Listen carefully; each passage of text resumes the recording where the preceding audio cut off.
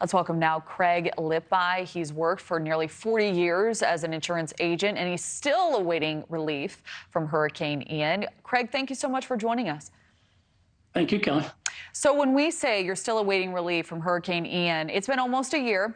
What does the typical timeline look like for residents seeking assistance from insurance companies after catastrophic events like these?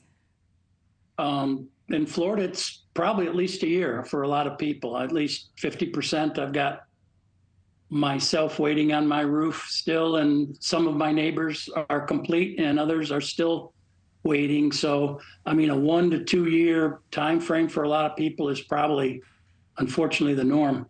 Wow. So a lot of the damage we've seen from Idalia has been related to the storm surge. For people looking to file claims now, what should they know and what should they report? Well, hopefully they have flood insurance, because if they don't have flood insurance, they're out of luck entirely.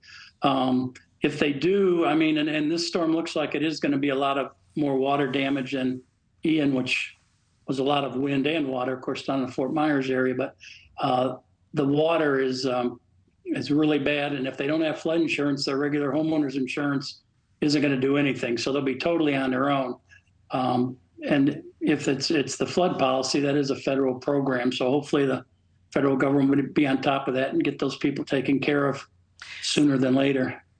When you look at individual homes, that's one type of recovery needed. When you look at the scope of the damage that's still being assessed, how long do you think it will take for communities to fully recover? Years. It's like I say, we're a year out from Ian, and there's still a lot of work being done on individual houses and within communities. Signs still not back up, stuff like that. So it's a long process. It's just an awful lot of stuff that needs to get taken done, and it doesn't move quickly. People are going to have to be very patient, but also very persistent. I mean, it's half the people are going to be fighting their insurance companies tooth and nail to get anything done, and it's a battle. So drawing on your experience professionally as well as your personal experience moving forward, what are the best ways people can protect their properties proactively? Be prepared before the storm as best you can.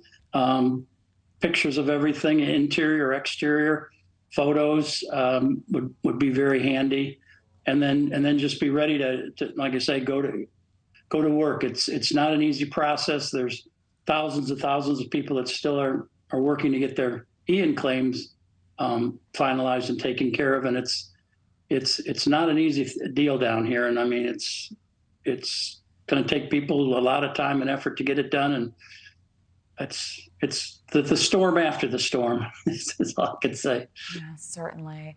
Well, Craig, thank you so much for sharing not only your personal story, but more of your expertise. We really appreciate your insight. Thank you for watching. Go to newsnationnow.com to find NewsNation on your television provider. And don't forget to click the red subscribe button below to get more of NewsNation's fact-driven, unbiased coverage.